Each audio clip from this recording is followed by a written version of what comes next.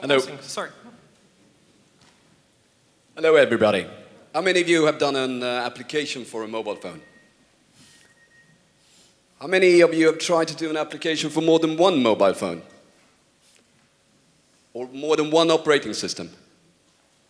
Did you have any cost involved in that?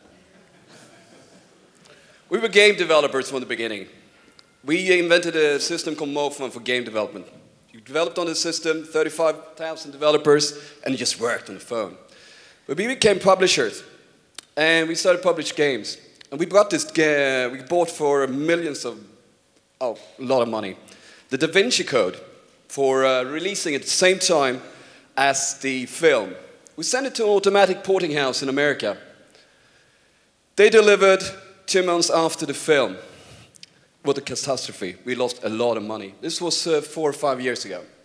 We decided to do something about it. It cannot be that if you're a serious developer and don't know anything about mobile, that you have to spend up to 80% of your budget on fragmentation.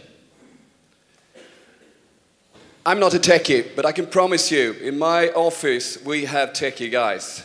We speak 22 languages. That's normal languages. And then all these other computer languages.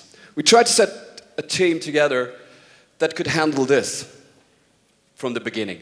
J2Me, Symbian, Windows Mobile. And everyone told us, well, there will be a standard. You're wasting your time, and everyone will do web applications. This is the way it looks now. We have fragmentations on all levels. We have 4 or 5 new operating systems. We have fragmentation on SDKs. We have fragmentation inside Android. We have fragmentation inside Java. We have fragmentation when you deliver your stuff to the app stores. We believe that we can solve everything of that if we do it together. We spent almost 4 years now testing our system, developing it, and this Christmas we went open source.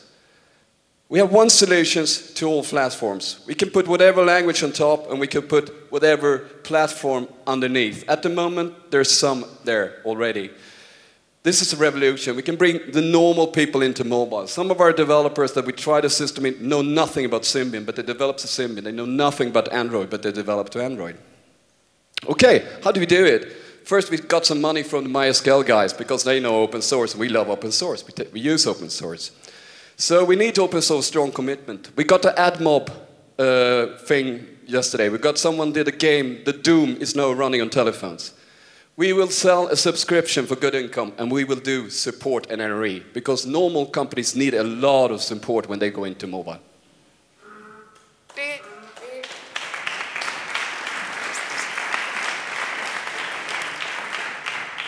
Can I just say you went into the how do we do it when you only had 20 seconds? Pretty scary you are. Yeah, but I think you understood. This is great. You've solved the fragmentation problem. That's it. Oh my God. We can go home. What language are your developers actually writing in, if I could ask? Just a simple question. I mean, in the very core, yeah, assembly language. No. I mean, when I want to write an application to your system, what do I write it in? The first step we do now is C and C++. We decided to go for the smartphone in the very beginning.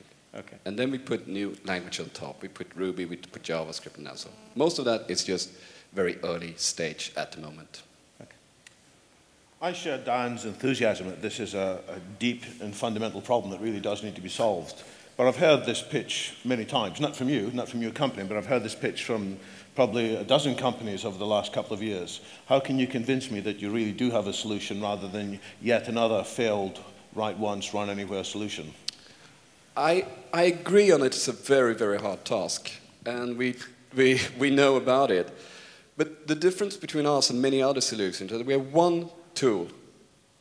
You download it, and a normal developer recognizes it's a Eclipse tool, and they start developing. Right. Well, let's push on some specifics for a second. Yeah. How do you do soft key mapping?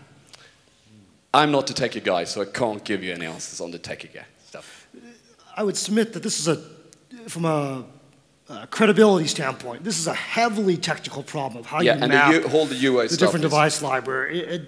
To the degree that many of the guys that sit around this audience have been around mobile for a while, I think we're incredulous it can be done. I'm incredulous it can be done because many of the class libraries, for example, that are fragmenting Java are not published. They're not all mid-P2 standard. There are all these extensions that are unpublished. So unless you can explain how you find the unpublished class libraries of mid-P2, or actually the ones outside of mid-P2, it's hard to be credible, in my opinion. Now, this is just a subtle, I mean, that's one tiny issue. There are many other issues like that. We believe, in the beginning of the internet, we made some money when we did HTML hacking. And then came the first tool, and we said, oh, it's a crappy tool, they used the tool, it was not that cool, because the tools didn't have all the bells and whistles in them. But a lot of developers today have applications that don't need all the bells and whistles in the first stage. We are not we are working with compiler technologies, and most of it is very, very fast. But the project we see this system has been used, it's developers that not come from the mobile space, and they find what they like in the system. Sort of. All the technical questions I have to pass on. Thank you very much, Henrik. Some of these companies, 12 companies David was seeing, were getting funded.